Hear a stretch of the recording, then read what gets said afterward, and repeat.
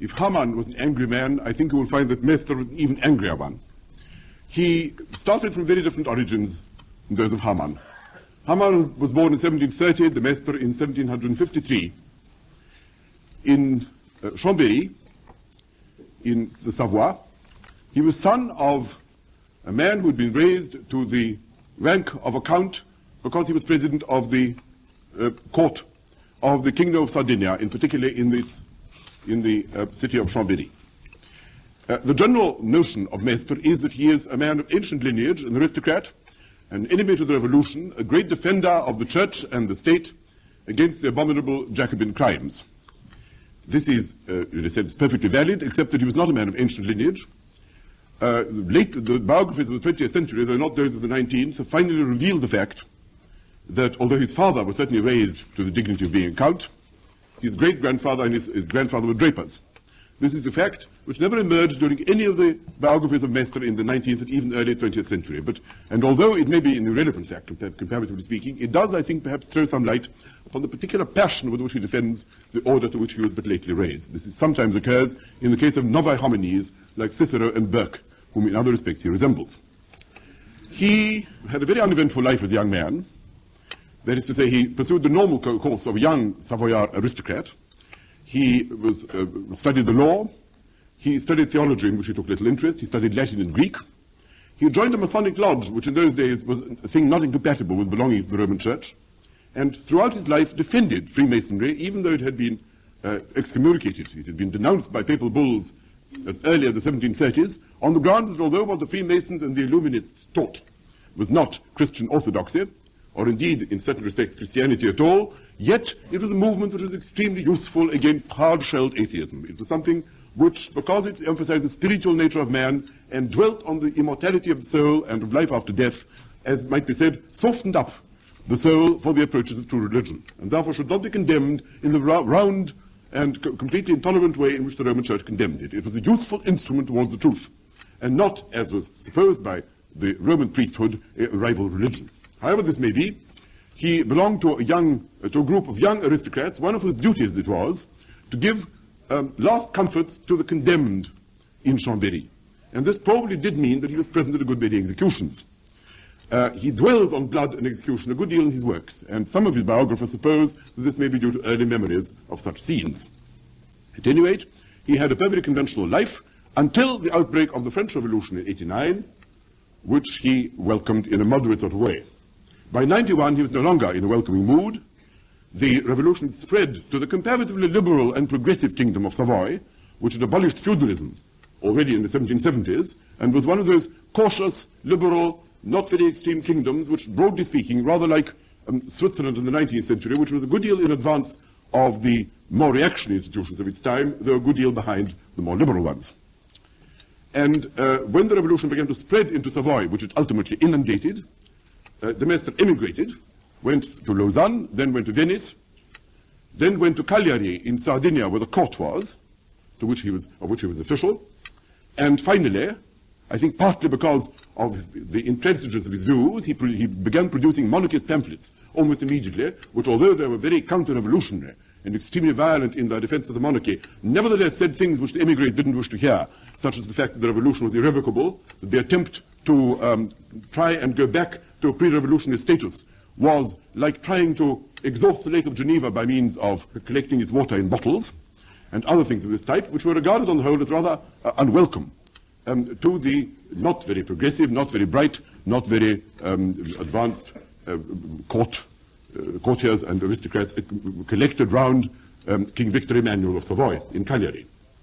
At any rate, it was thought he was a rather uncomfortable customer. He was brilliant, he was an ally, but paradoxical, sharp, overcritical, and liable to make remarks which caused offense at court. And so he decided to send him as far away as possible. And he was sent as Sardinian minister to St. Petersburg, in which he spent a large part of his life, in which he accumulated a good deal of interesting observation about the life of the Russians, the court, the army, the church, the customs of the Russians. He published a good deal of this in his diplomatic memoirs, and also in notes which he used to send privately to various friends in the Russian aristocracy, all of which were subsequently used by persons interested in this particular period in Russian history, notably Tolstoy. Now, the importance of the Maistre lies in the fact that he was certainly the most brilliant and the most polemical of the critics of the philosophy that underlay the French Revolution.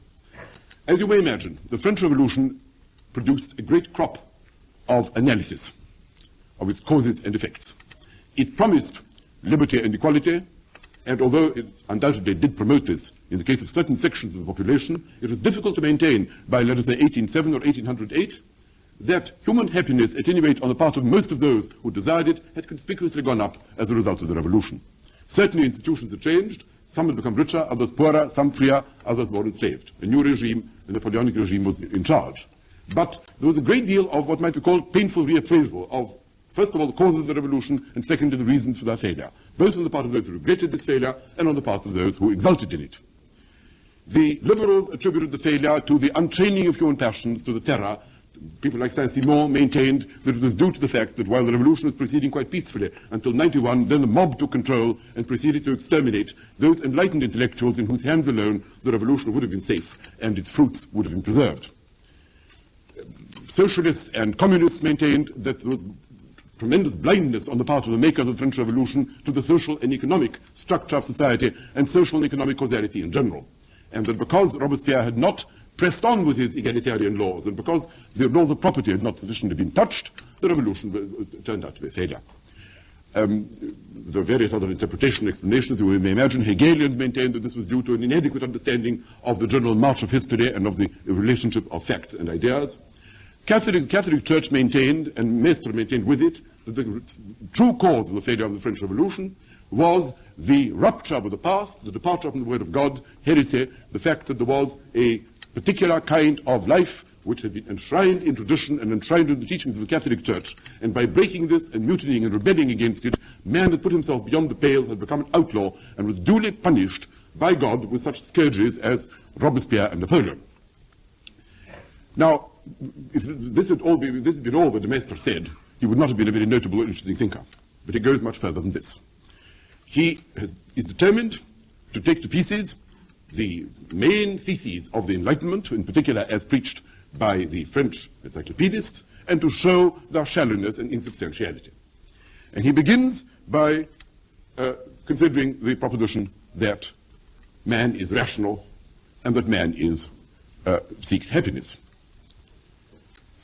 First of all, the proposition man is rational. He says, whence do they derive this proposition? They derive this proposition from a study of nature. Therefore, we must apply ourselves first to the study of nature and then to the study of the alleged rationality of man. Well, how do they study nature? These men study nature by making analogies between nature and mathematics, and nature and their own a priori philosophies. For Rousseau and for other thinkers, nature is fundamentally a kind of seamless harmony which man departs from, that all human misery is due to the fact that human beings don't understand the harmonious nature of the reality in which they're situated. Animals and objects obey natural laws because they cannot avoid it, because they're not conscious and therefore unable to rebel. Man, on the other hand, because he has been given the boon of free will, by misusing it, is able to alienate himself, is able to tear himself from nature, and the task then is to restore the broken equilibrium and somehow to restore man to the understanding of his own nature, its proper purposes, and how these naturally blend into the harmony of nature, which science and other means of cognition are able to penetrate. Maistre says these people look at mathematics, and these people look within their own minds. Perhaps it would be more useful if they actually looked at history itself, or perhaps some of the sciences closer to man, such as zoology. If you look at zoology, this picture of a peaceful nature, harmonious with itself, this picture of someone sitting by the rill of a stream, which Rousseau paints, away from the corrupt sophistication of the cities, listening to the whistling of the wind in the reeds and to the peaceful grazing of cows, and therefore able to get himself into a state of moral tranquility, is not entirely valid. Nature is a world in which every animal rips every other animal to pieces. Nature is a world in which there is nothing but bloodshed, fearful struggle goes on between various races of animals, even between those of plants. In fact, nature is one enormous slaughterhouse. Let me read you a typical passage by Maistre on the subject, so as to give you the general qualities, so to speak, of what might be called Maistre's imagination. He says, if you consider what nature is impartially, without the particular prejudices and particular sets of spectacles which these shallow men had inherited from persons principally interested in such non-human subjects as logic and algebra, what you will see is this. In the whole vast dome of living nature, there reigns an open violence, a kind of prescriptive fury which arms all the creatures to their common doom. As soon as you leave the inanimate kingdom, you find the decree of violent death inscribed on the very frontiers of life. You feel it already in the vegetable kingdom. From the great catalpa to the humblest herb, how many plants die and how many are killed. But from the moment you enter the animal kingdom, this law is suddenly in the most dreadful evidence. A power of violence at once hidden and palpable has in each species appointed a certain number of animals to devour the others. Thus, there are insects of prey, birds of prey, fishes of prey, quadrupeds of prey. There is no instant of time when one creature is not being devoured by another. Over all these numerous races of animals, man is placed, and his destructive hand spares nothing that lives. He kills to obtain food, and he kills to clothe himself. He kills to adorn himself, he kills in order to attack, and he kills to defend himself. He kills to instruct himself, and he kills to amuse himself. He kills to kill. Proud and terrible king, he wants everything and nothing resists him. In French, this becomes a kind of litany. Il tue pour se nourrir, il tue pour se vêtir. Il tue pour se parer, il tue pour s'attaquer. Il tue pour se défendre, il tue pour s'instruire. Il tue pour s'amuser, il tue pour tuer. Roi superbe et terrible, il a besoin de tout, rien ne lui résiste. From the lamb he tears its guts and makes its harp resound. From the wolf his most deadly tooth to polish his pretty works of art. From the elephant his skin to make a whip for his child. His table is covered with corpses. And who, in this general carnage, will exterminate him, man? Who will exterminate man himself? Himself. It is man who is charged with the slaughter of man.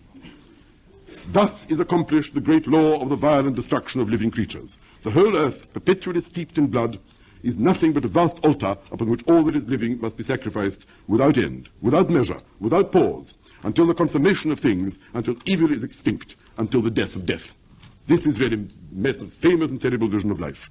And his violent preoccupation with blood and death really does belong to a very different world from the world to which he's usually attributed, to the world of Burke, whom he admired, to the world of the English conservatives, whom he's supposed to have read. A very different world from the world of the slow, mature wisdom of the Burke's landed gentry, or the deep peace of the country houses, great and small, or the eternal society of the quick and the dead, secure from the turbulence and the miseries of those less fortunately situated. It's equally far from the world of the mystics and the Illuminists, amongst whom he spent his youth. Well, if this is his view of nature, then it's not very surprising that you should say that man is fundamentally not really made for peace. That if you look at the wars of extermination, at the fearful carnage with which human history is filled, it is difficult to say that man is by nature peaceful and that man is by nature benevolent. But it is said that man is by nature rational. Let us consider this proposition too, says Maistre. Consider the institutions, for example, by which man is governed. Consider, for example, the institution of marriage.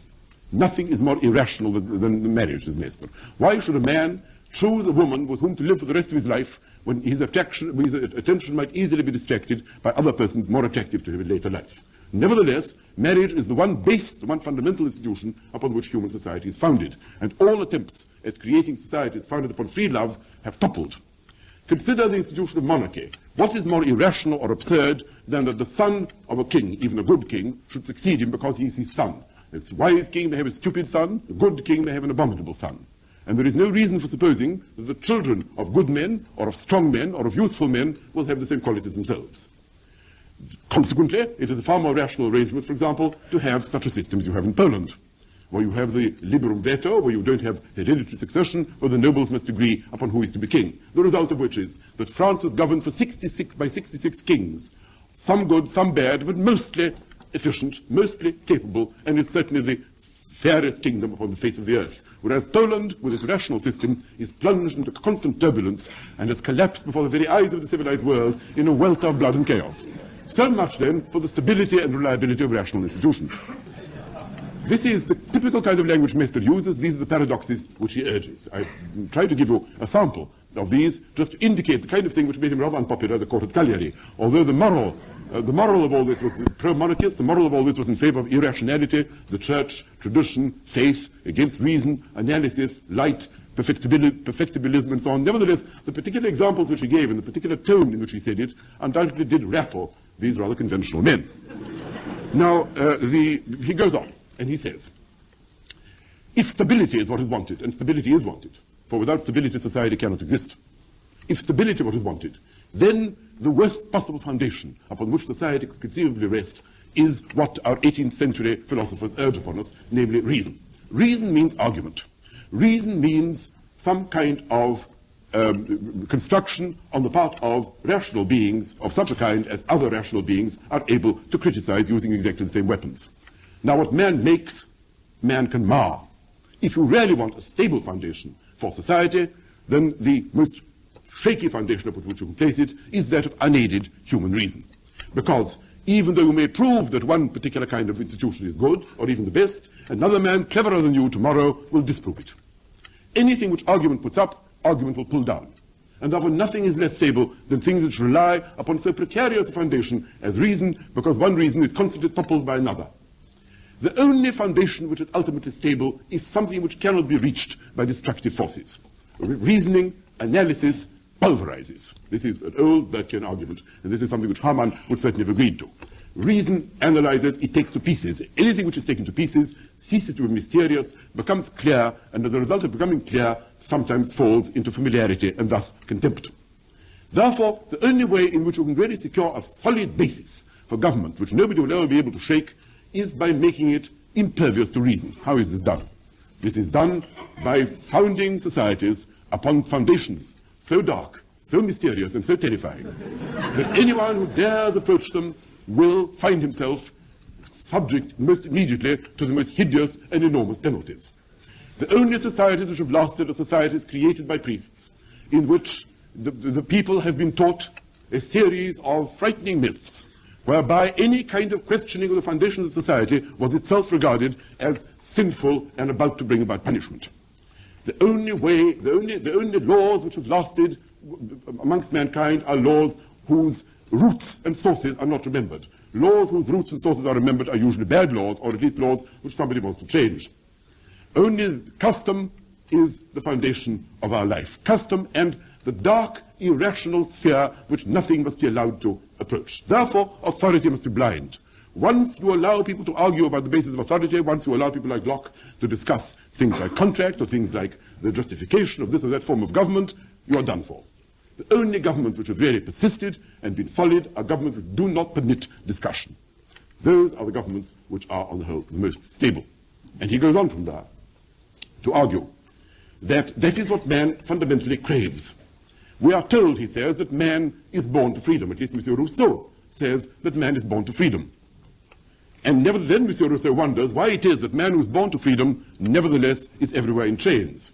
That, says Maistre, is as if you were to say, why is it that sheep who are born carnivorous, nevertheless, everywhere nibble grass? Man, if you consider the Maistre's pleasantry, the Maistre's jokes are of very high quality, I may say. I shall produce another one. I shall produce one in due course, and you will see it with a man gifted with a considerable ironical intelligence. He says that when you say man is born to freedom, what does this mean? When you study fishes, when you study animals, you simply study what these animals do, what these animals are. You don't ask yourself what these animals would like to be, because you don't know.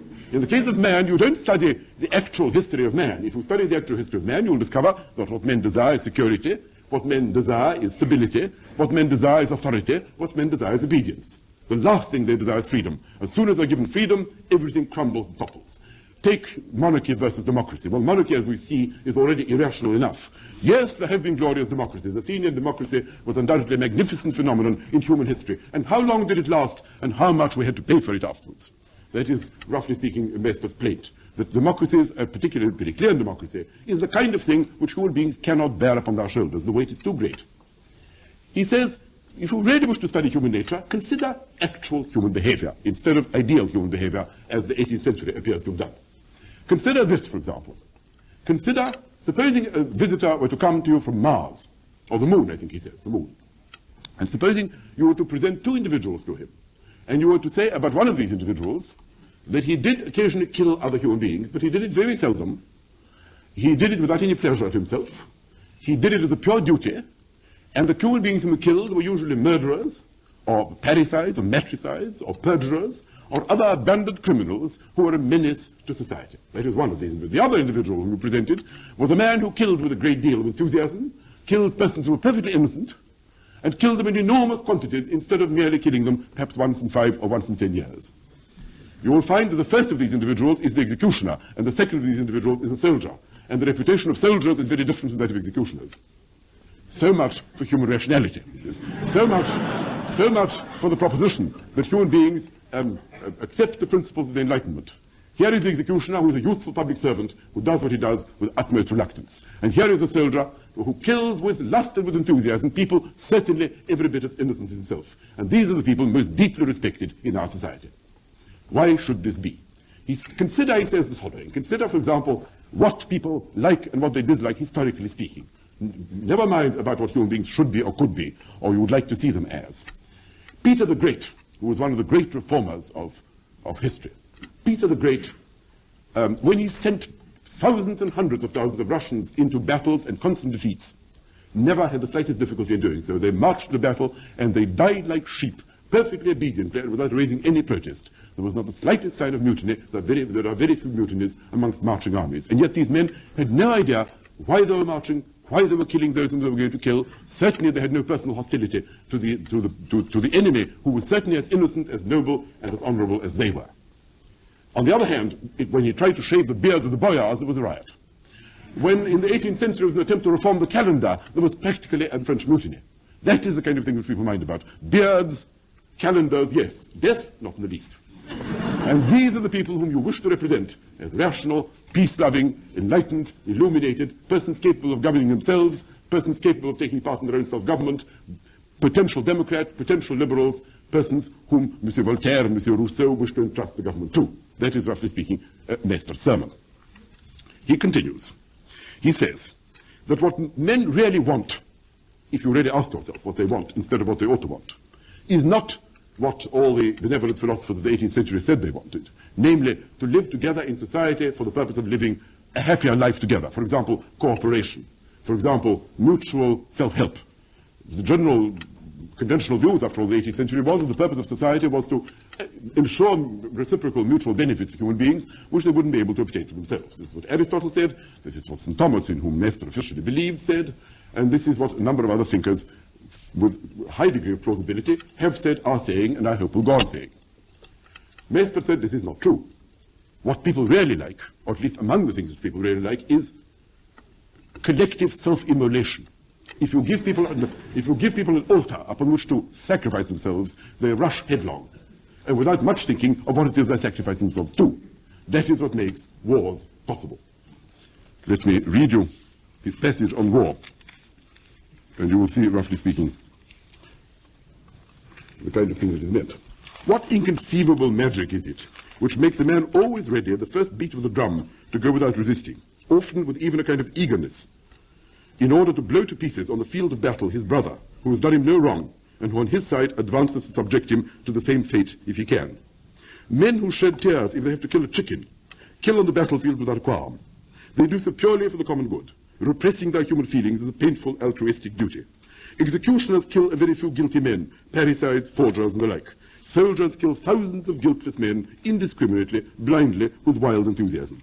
Yet, man is born to love. He is compassionate, just, and good. He sheds tears for others, and such tears give him pleasure. He invents stories to make him weep. Whence then this furious desire for war and slaughter? Why does man plunge into the abyss, embracing with a passion that which inspires him, officially at any rate, with such loathing? Why do men who revolt over such trivial issues as attempts to change the calendar and so on allow themselves to be slaughtered? There is only one valid answer. Man's desire to immolate themselves is as fundamental as their desire for self-preservation and happiness. War is a terrible and eternal law of the world. Indefensible in the rational plane, it is mysteriously and irresistibly attractive. At the level of reasoned utilitarianism, war is, of course, everything which it's thought to be, and worse. Nevertheless, it has governed human history, and this merely shows the inadequacy of rationalist explanations. What then must be done? What must be done is that man must be governed by some kind of discipline which gives vent to these irrational impulses which nothing can cure. What the Maistre really does believe, and this is something which is genuinely not a very 18th century, nor even a very 17th century view, and there is that in some sense the elements, the earth calls for blood. He really is a man who is given to a kind of sadistic fantasy in this respect.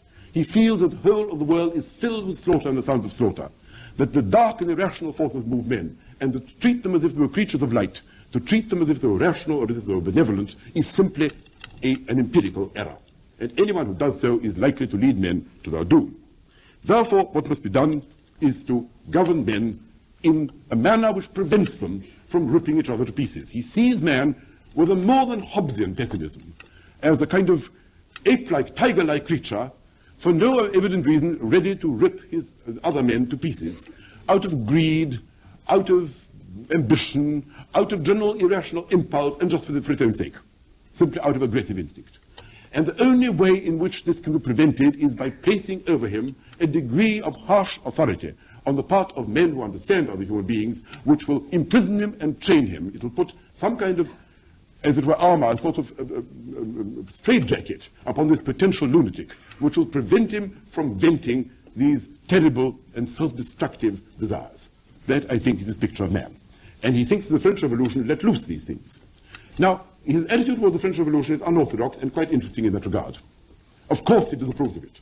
Of course he thinks the French Revolution is a great punishment sent by God upon men who have departed from the traditional discipline, the hierarchy of the Roman Church, which kept people in a relative degree of order and prevented the worst kind of barbarism from occurring.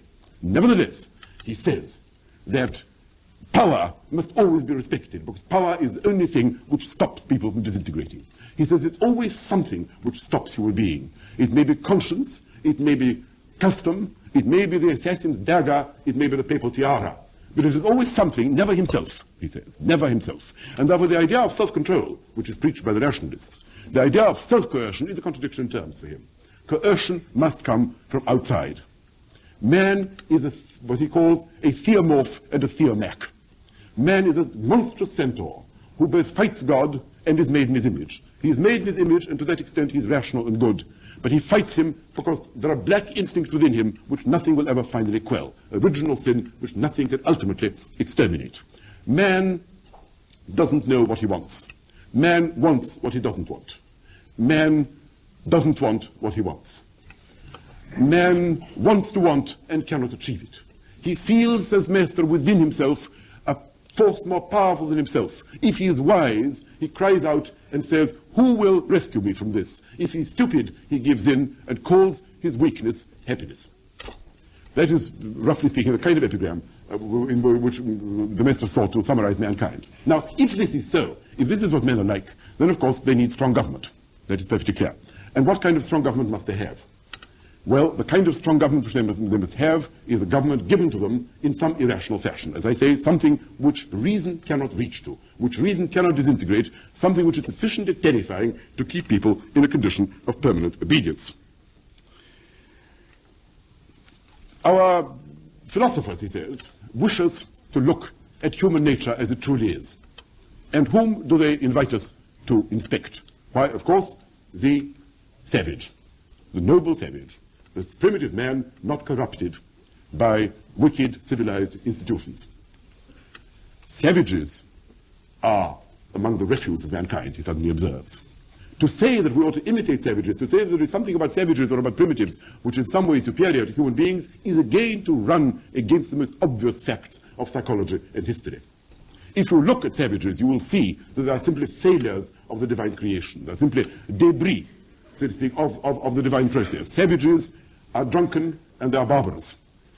All they do is to scalp one another, eviscerate one another, and live in the most detestable, commit the most detestable crimes, and are subject to the most detestable vices, and there are no qualities amongst them which any civilized person could possibly envy. He then begins to quote Montesquieu.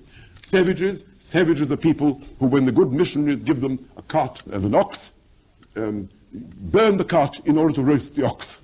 This is an example that actually taken from Montesquieu. They cut down the tree in order to eat its fruit.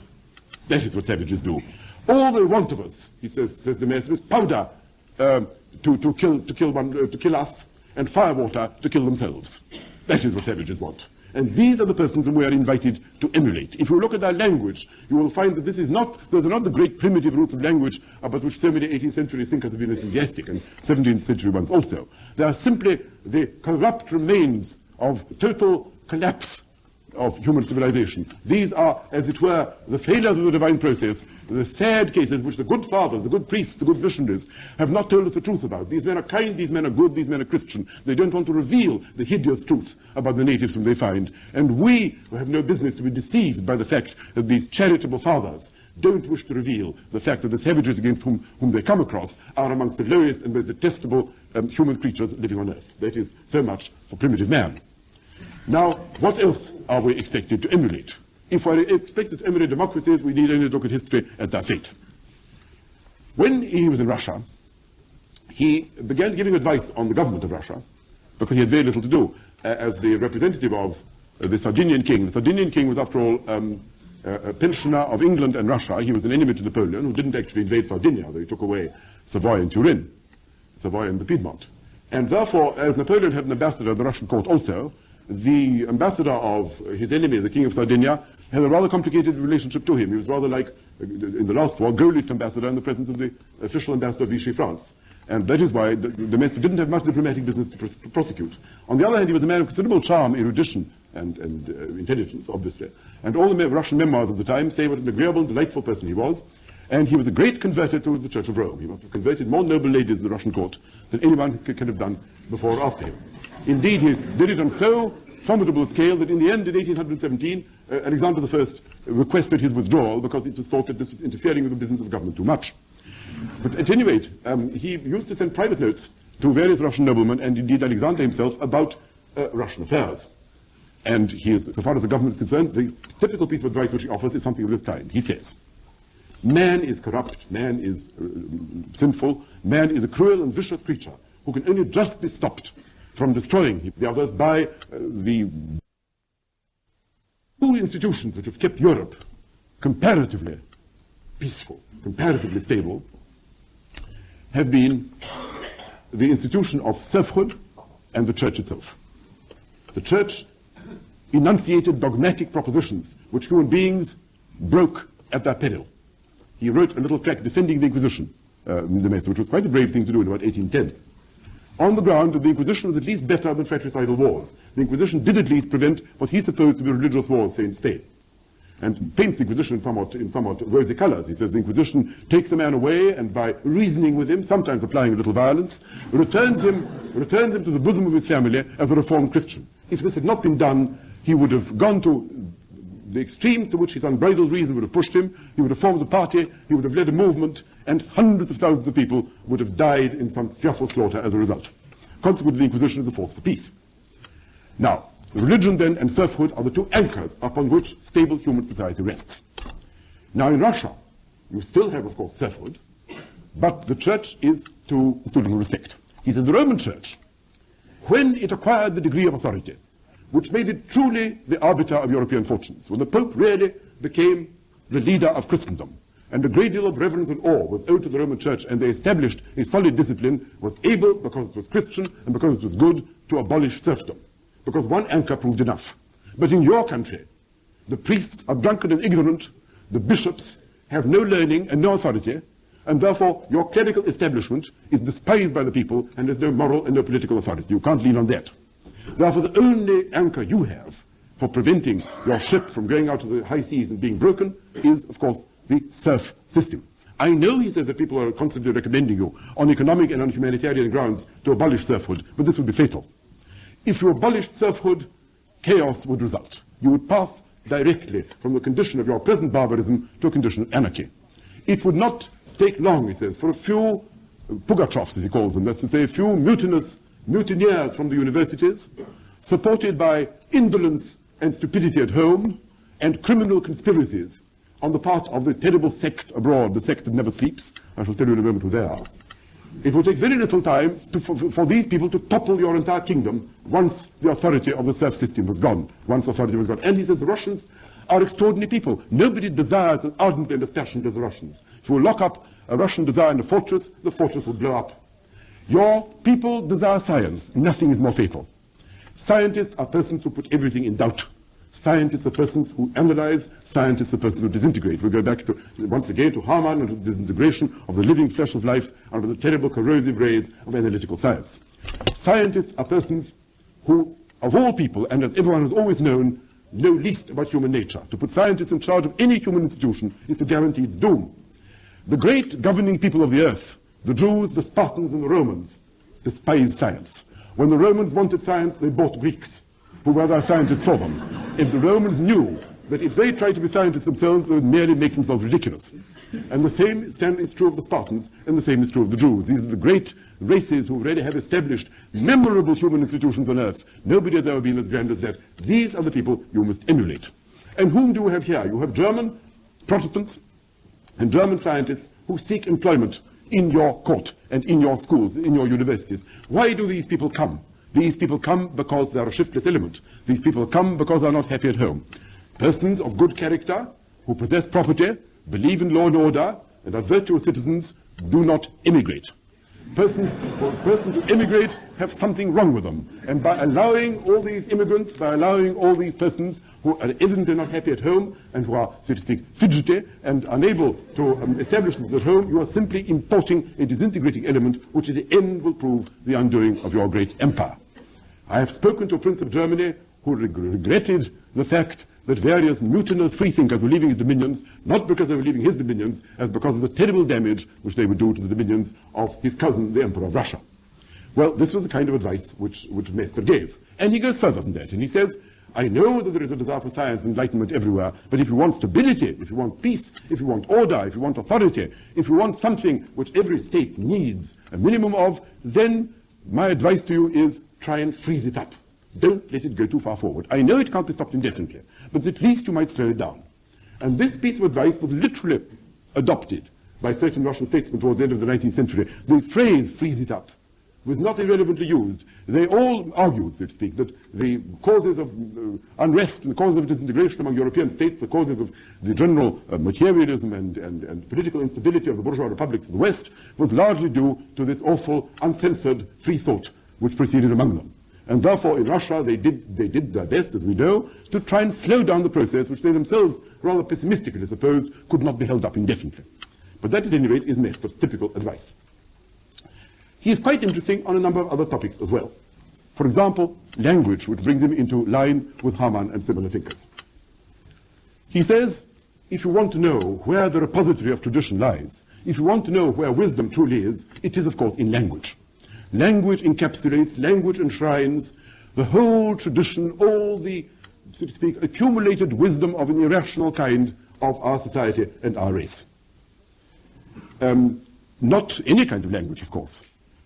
The people whom he most detested were, of course, the encyclopedists. He says, Monsieur Condorcet wants an international language, so that scientists of one country might the better be able to understand the science of another.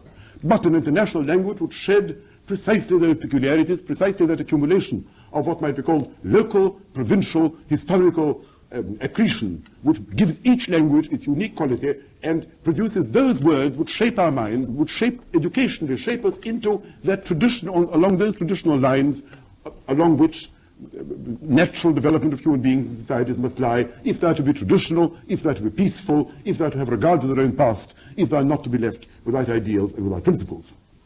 And that is why they must learn Latin, not because it's a clear language, but on the contrary, because it has a huge accumulation of superstition and prejudice, particularly medieval Latin, in it, which therefore acts as a kind of shield against too much disintegrating influence by reason trying to make its way in from without. This is precisely the kind of defense which Burke put up for prejudice and for superstitions, mainly for prejudice. Namely, here are things which have lasted in time. Here are things which have held up against the corrosive influence of criticism. These are the things to cling on to.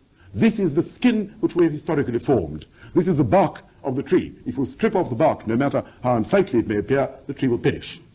And this is the great defense of tradition, superstition, prejudice, irrationality, and again these crooked alleyways of life to which Hamann was so attached, and which the Maistre in his own rather different way also defends. And he says, if we listen to what the philosophers say about language, some very peculiar things emerge. You ask Monsieur Condillac, for example, what are the origins of language? Well, of course, Monsieur Condillac says, like everything else, it is a product of the division of labor. This is simply a utilitarian device invented by people for the purpose of expressing themselves. What are we to think, says Maistre? That the first generation of men said ba, and the second generation of men said be. That the Assyrians invented the nominative and the Medes invented the genitive. This is a very typical sort of Maistre epigram on that particular subject. If that is not so, if this is not the way in which human society proceeds, if this is not done by conscious rationalism, by conscious division of labor, by people already illuminated from the beginning, simply seeking to build some kind of life in terms of some kind of utility or in terms of some kind of search for common happiness, which Maistre profoundly believes not to be rooted in the psychology of men, if that is not so, then what are we to think of human society? And he again comes back to two propositions, two eternal propositions. One, that the source of authority must be dark, impenetrable, and uncriticizable. That anything which is allowed to be, if questions are allowed to be asked, if you say, why is this institution, and an answer is given, and then you say, what about this answer, and another answer is given, and you ask, well, the why of the why of the why of the why, this is an indefinite process, an infinite process. And in the course of this infinite process, everything topples and falls. Therefore, darkness must protect the institutions of mankind. That is proposition number one. Proposition number two is that we must never allow, which follows from the first, is we must never allow corrosive persons to penetrate into our midst. This is the secte, la secte qui ne dort jamais. This is the sect which made the French Revolution. Who are these people?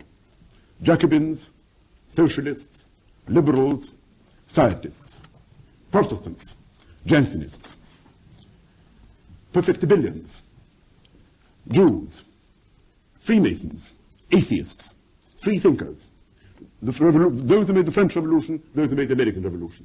These are the people who in some way must be put down. If they are not put down, we are lost.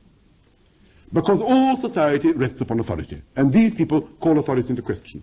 All society rests upon the curbing of reason, because if we don't curb reason, reason will destroy us.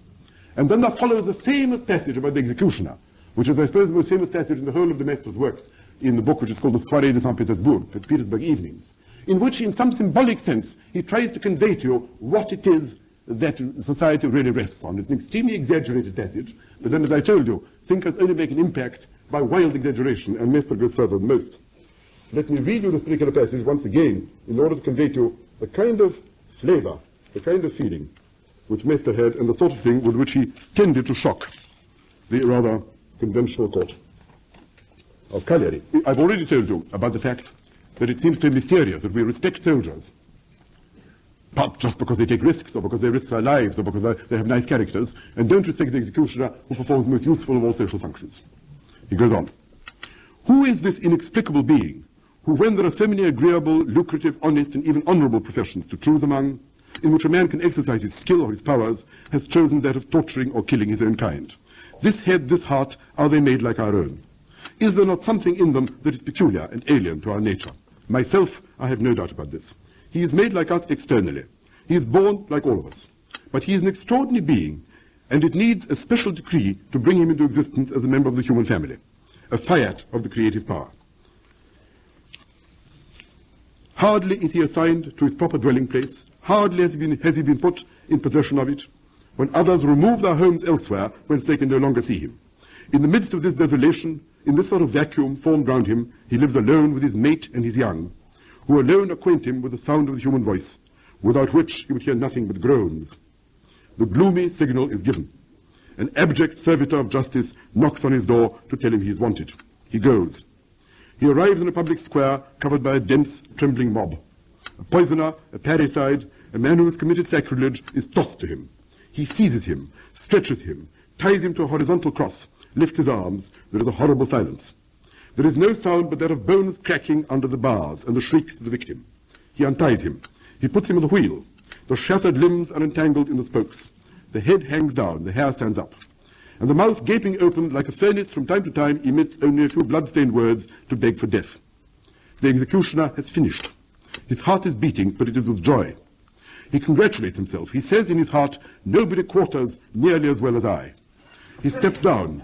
He holds out his blood-stained hand, and there is thrown to him from a distance a few pieces of gold, there are thrown to him from a distance a few pieces of gold which he catches through a double row of human beings, stiff with horror. He sits down to table and he eats. He goes to bed and he sleeps. And on the next day when he wakes, he thinks of something totally different from what he did the day before. Is he a man? Yes. God receives him in his temples and allows him to pray. He is not a criminal. Nevertheless, no tongue dare declare that he is virtuous, that he is an honest man, that he is estimable. No moral praise is appropriate to him. For everyone else is assumed to have relations with human beings. He has none. And yet all greatness, all power, all subordination rests on him and him alone. He is the terror and he is the bond of human association. Remove this mysterious agent from the world, and in an instant order yields to chaos. Thrones fall, society disappears. God, who has created sovereignty, has also made punishment. He has fixed the earth upon two poles. For Jehovah is master of the twin poles, and upon them he maketh turn the world. Kings 1:2-8. That is a typical Maistre passage. And all he means, because I don't think he ever did see the executioner do any of these things, if the biographers are to be trusted, all that Maistre really means is something of this sort. No man can exist without society. No society exists without some degree of sovereignty. All sovereignty implies infallibility, and infallibility rests with God. Therefore the Pope must be the master of mankind. This is the root and center of Maistre's ultramontanism. And the whole passage about the executioner is simply a highly dramatized way of saying that unless there are sanctions, unless there is punishment, man will sin, man will rip other men to pieces. His imagination swings between two extremes. On one side, extreme punishment, on one side terror, on the other side chaos, roughly speaking. And that is really what the French Revolution certainly did induce in him. And yet, he certainly doesn't believe, for example, in military government. He wants government to be traditional, he wants government to be ancient, he wants government to be established, and he wants it to be established in the poetry, the mythology, the imagination, the tradition, the irrational, so to speak, creative faculties of man. His mythological and his poetical self, not some kind of fiat, not some kind of artificial Hobbesian sovereign. He is, for example, against what he calls batonocracy, or rule of the stick. So long as I live, he says, I shall always hate military government. I've always hated it, I hate it now. His attitude towards Napoleon, for example, was ambiguous. On the one hand, he was, of course, the Corsican monster. He was a usurper. He was a man who performed an act of utmost blasphemy by the hideous coronation to which he forced the Pope, to crown him, on the one hand. He drove out the legitimate rulers of France. On the other hand, all power is from God. And Napoleon has power, and power is important. And Maistre lays down a proposition which didn't make him down particularly popular in Cagliari. He says, no doubt the Jacobins were terrible people, but they saved France. No doubt the Jacobins were the scourge of God sent upon us. But in the chaos of France, induced by the philosophes, and Voltaire, he says, is quite right, books have done it all. It's these pamphlets of the philosophes which are really responsible for the dreadful disintegration of this great country. In this particular situation, at least the Jacobins cut off heads. Anyone who cuts off heads asserts authority. Anyone who asserts authority establishes order. And therefore the Jacobins are greater heroes in French history than Louis XVI, who was feeble and who played with liberals. Louis XIV crushed liberals, issued the Edict of Nantes, expelled a great many Protestants, and died glorious in his bed. Louis XVI was liberal, played with the liberals, encouraged democracy, and we all know how he ended.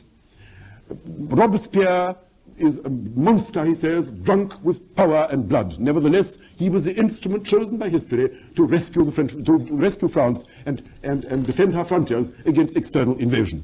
All power is always better than no power, and therefore Maistre is among the earliest European thinkers, quite firmly, to establish the proposition that all power is to be worshipped. All power is admirable. Every form of human coercion has for its end the preservation of that degree of minimum human order without which men become sinful, become chaotic, and become self-destructive. And the fact that he should have said this about the Jacobins, as I say, did not endear him to his royalist colleagues. He wanted to meet Napoleon, and he wrote to the court at Cagliari saying he wished to meet him because Napoleon had expressed a desire to meet him. Napoleon was fascinated by his works, thought he had the root of the matter in him, and on the whole wished to meet this intelligent and interesting and counter-revolutionary. He wrote to the court was extremely shocked. The king wrote back and said that on no account could he conceive that a loyal subject of his could possibly meet the blood-stained usurper. Maistre wrote back saying, I shall always be loyal to your majesty, I shall never contravene any order you gave me, and if you forbid me to meet Napoleon, I shall never meet him. But you confess yourself surprised by my attitude. Not to surprise you, I cannot promise. And this is the kind of dispatch which made the court at Cagliari regard him as a somewhat uncomfortable ally. Towards the end of his life, Maistre published, or rather wrote, the Constitution of St. Petersburg, which were published, in fact, after his death. And they became a kind of Bible to what might be called non-Christian Catholics in France.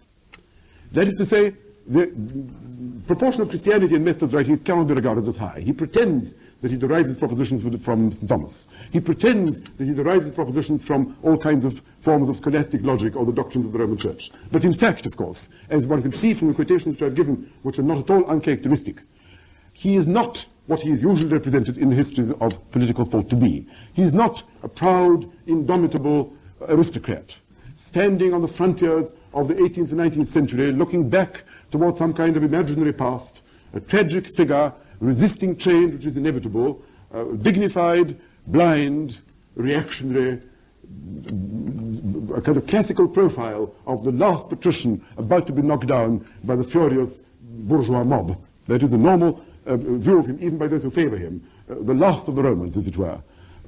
Monsieur Faguet says he is like a Roman of the 5th century before the invasion, before the final invasion overthrew them.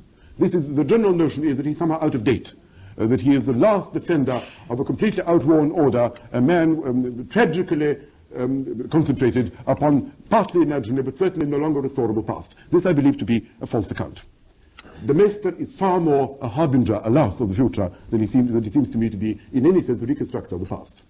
The hysteria of his writings, the dwelling on blood, the view of man as possessed by irrational instincts, the darkness, the proposition that it is fundamentally the irrational and the, so to speak, uncontrollable, which is in charge of men.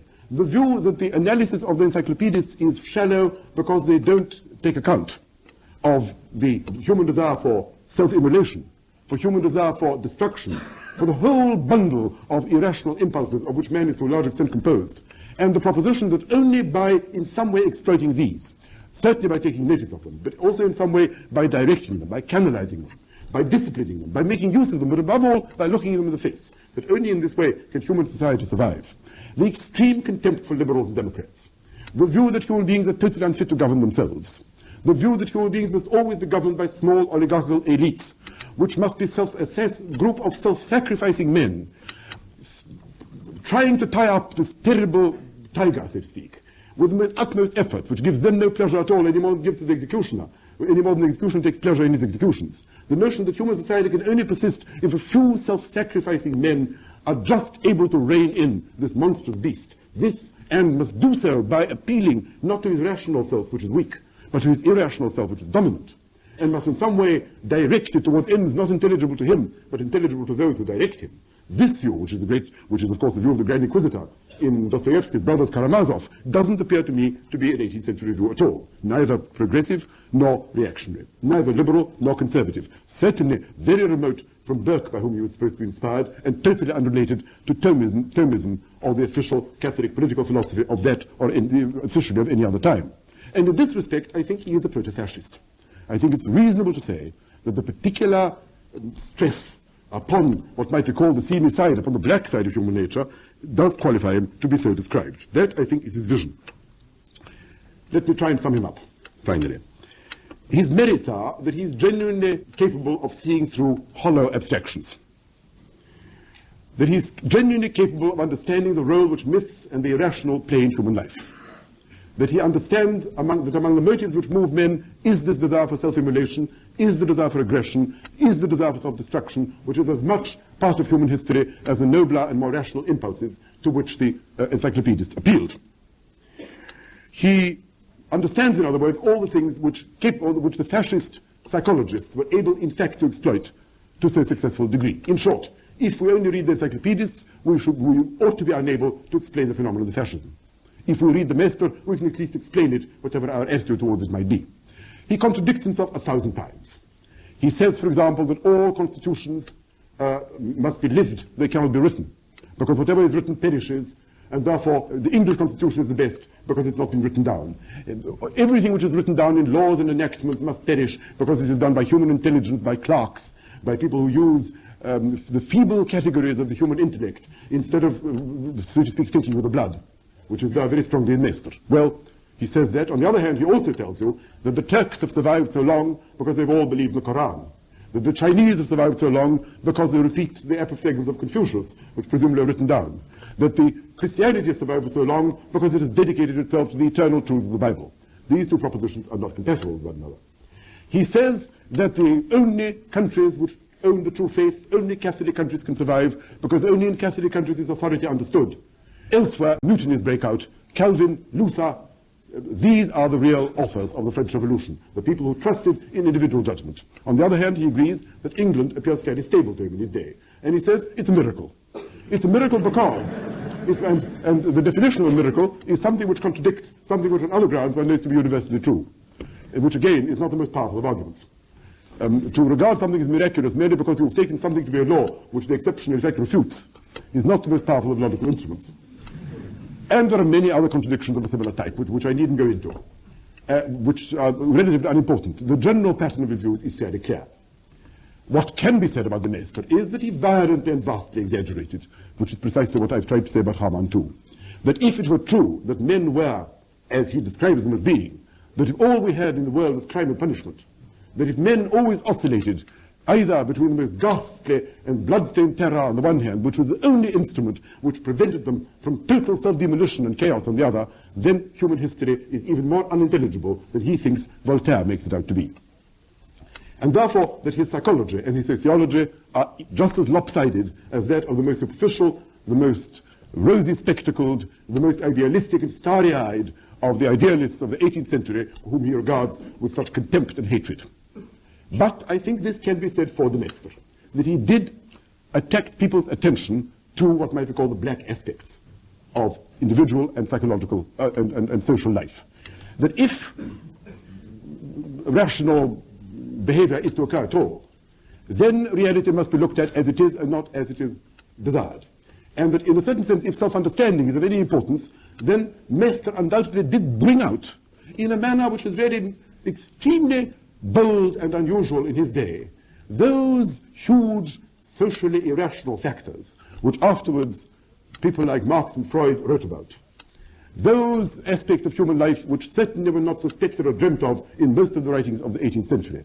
And in this respect, he did render a service to mankind. That is to say, after Maistre, it was no longer possible to write about social life as it was written about in the 18th century. And it wasn't only the French Revolution which did that, because we find a great deal of writing on the part of people like Comte, on the part of people like Fourier, for example, even, or certainly on the part of people like Macaulay, even on the part of people like John Stuart Mill, which takes no notice of these things or takes very little notice of them.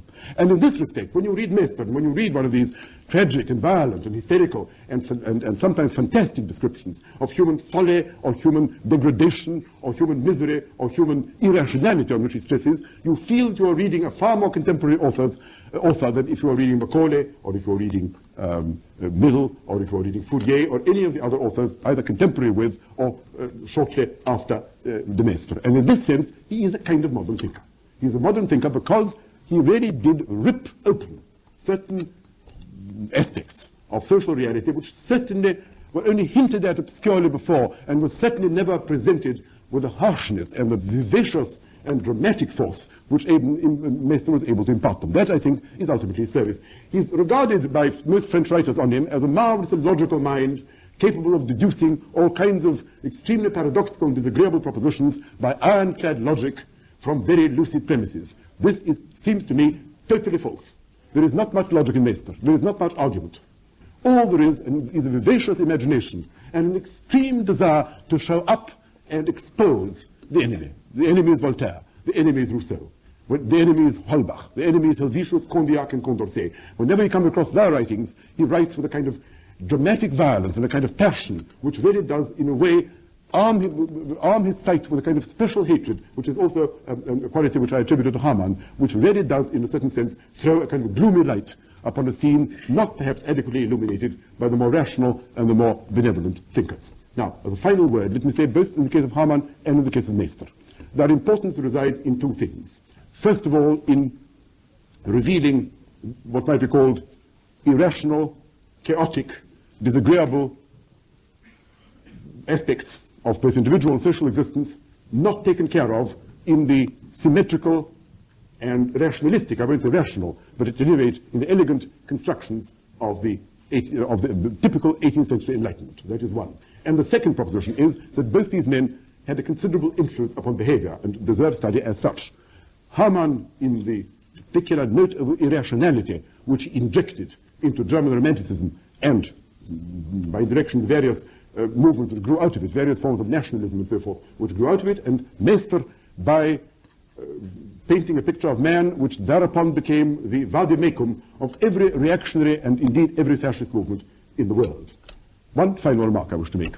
The Saint-Simonian movement in 1830 rather mysteriously observed, the Saint-Simonian Exposition said, what is really desired is a combination of Voltaire and de Maistre. This, on the face of it, seems somewhat paradoxical.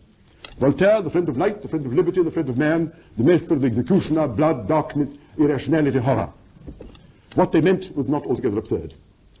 They wanted to say that Voltaire was a very dry and ironical thinker who thought poorly of mankind, and on the whole was not sentimental. He stripped away a good many illusions. Man, as he painted him, was not entirely attractive. No doubt his persecutors were even less so. But man, on the whole, as painted by Voltaire, was a fairly, it was a dry etching. And he removed from him all kinds of handsome attributes with which more optimistic or more charitable thinkers had clothed him before. This man needed some kind of advice about how to proceed. Maistre provided the kind of machinery with which this poor creature, as drawn by Voltaire, could alone be governed. What I think none of these thinkers had foreseen was the possibility of the combination of irrationalism and science. For Maistre, of course, science is the opposite of irrationalism, and therefore anyone who is scientific is, in some sense, bound to disintegrate the country in which he lives by resisting or not allowing to grow those healthy, irrational forces around which society must grow as a tree. But the proposition that irrational movements, nationalism, chauvinism, totalitarianism of the right or the left, can come armed with science is a particular nightmare which even Maistre never dreamt of. Nevertheless, he did provide the material out of which ultimately it could be constructed.